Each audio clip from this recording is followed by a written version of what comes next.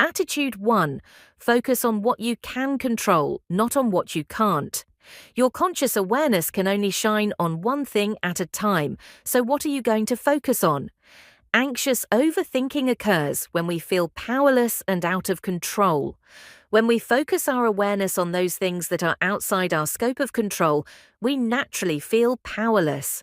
We ignore all the ways we are at liberty to make changes, dwelling instead on those things that distress us, without us having any agency to act. It's like we put a spotlight on everything that we can do nothing about, and forget about other options and solutions just out of our field of vision. The solutions are there, we just need to turn our attention onto them.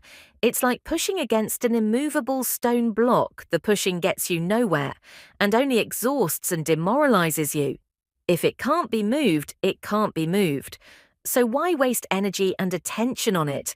Why waste effort, especially when that effort could go somewhere else where it has a real chance of making a change?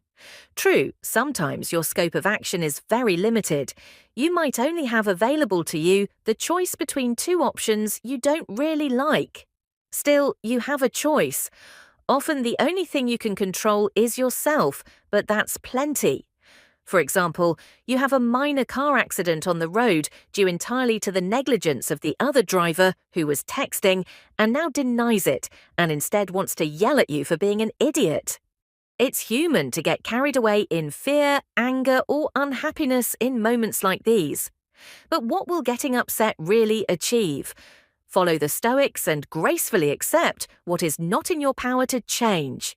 Your energy is better spent on quickly getting insurance details and finding ways to get out of the situation as fast as possible so you can get your car repaired. Is the other person wrong? Yes. Are they annoying and stressful and terrible?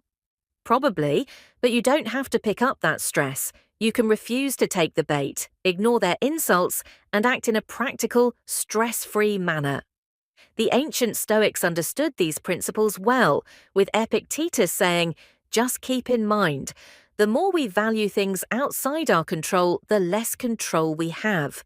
We have power over our minds, not outside events. So if we continue to focus on outside events over which we don't have power, the conclusion is obvious. We repeatedly experience powerlessness and therefore anxiety." In fact, researchers today are discovering evidence that the Stoic principle of focusing on what you can control has measurable benefits for those with anxiety. In 2020, researchers at the Affective and Cognitive Neuroscience Lab at Birkbeck, led by Alexander McClellan, considered the effect of a Stoic training program on participants.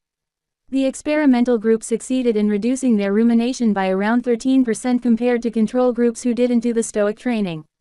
The exciting part is that the exercises they chose were no different from the ones contained in this book.